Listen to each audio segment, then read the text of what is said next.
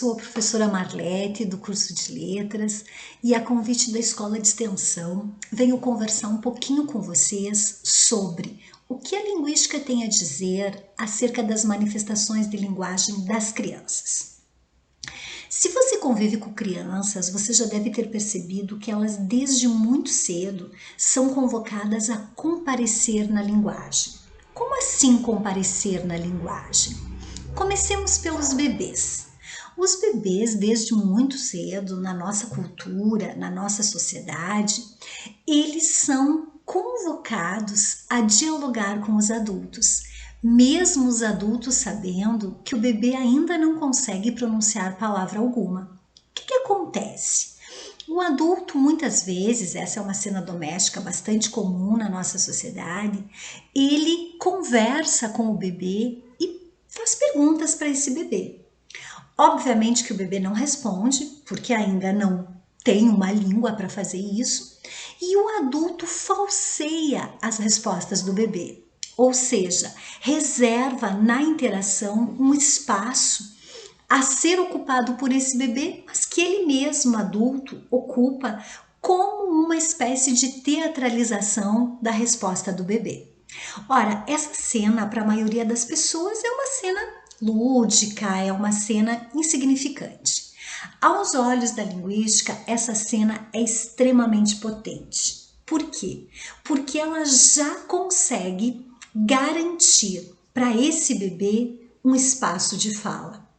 O que para nós, pesquisadores da área da linguagem, é fundamental. Afinal, trabalhamos com uma máxima que é a seguinte: falamos com outros que falam. Ao reservar esse espaço de fala para o bebê, o adulto, na verdade, já está reconhecendo na criança, no bebê, um sujeito de linguagem, um sujeito com potência para ocupar esse espaço de dizer, o que é bem importante para o seu desenvolvimento. No deslocamento dessa criança na linguagem, um pouco mais tarde, ela vai vivenciar outras experiências de linguagem. Vai contar histórias, vai narrar histórias, acontecimentos reais ou imaginados. No entanto, ela vai fazer isso à sua maneira. Ela vai tomar formas da língua que ela ouviu dos adultos ao seu redor e mesmo de outras crianças, e ela vai usar essas formas da língua de um modo muito particular no seu projeto de dizer.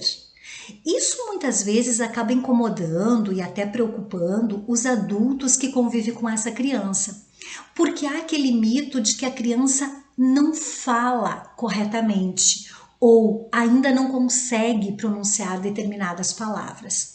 Ora, isso aos olhos da linguística é extremamente normal e um fato interessante do desenvolvimento da criança na linguagem.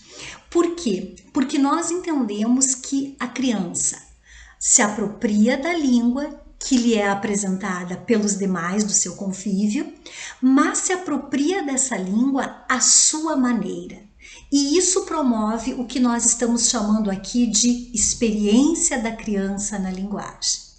Mais tarde, quando ela chega à educação infantil, ela vai vivenciar interações mais complexas com outras crianças, que envolvem outros enunciados, outros vocabulários, outras formas de arranjar essa mesma língua. E aí a criança tem então uma expansão muito maior da sua propriedade de linguagem. Nessas agências, como as escolas de educação infantil, são extremamente importantes as atividades com canções musicadas, as rodas de conversa, justamente porque colocam a criança em relação com a língua, em relação com o outro com quem ela está se comunicando. Obviamente que nós estamos falando aqui de crianças ouvintes.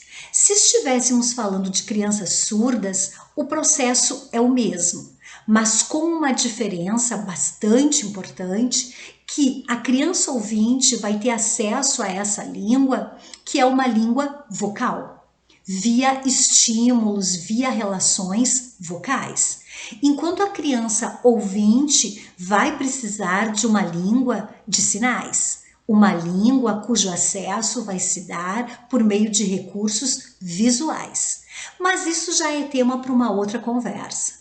Por ora, se você se interessa pelo tema da linguagem da criança, podemos continuar essa conversa em outros momentos.